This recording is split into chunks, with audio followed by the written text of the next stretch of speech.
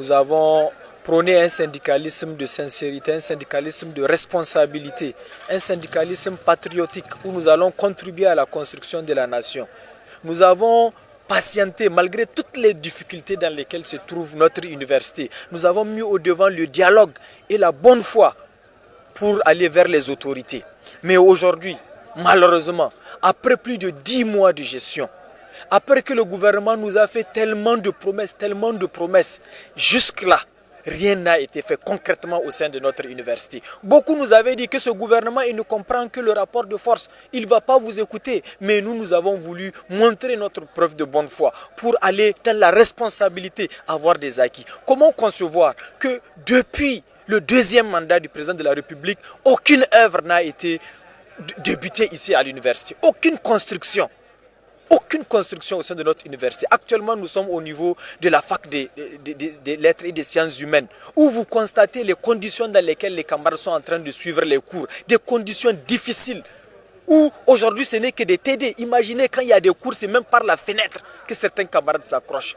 Et nous avons demandé au gouvernement de construire un amphi 1000 places dans cette faculté-là. Nous avons cité un certain nombre de points.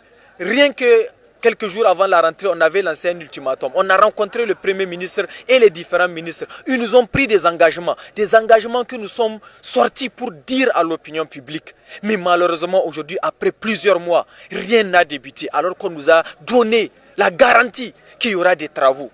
Vraiment, nous, aujourd'hui, on ne sait même pas comment regarder les camarades.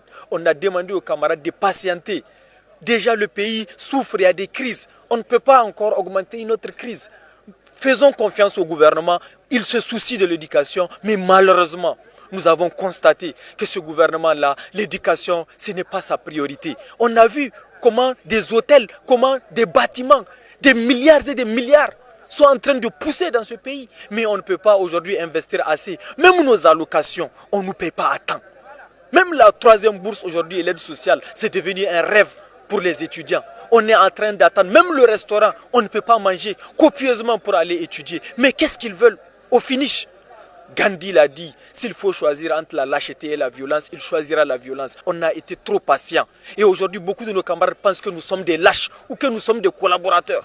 Et nous avons dit que nous n'allons pas accepter d'être la honte de notre génération.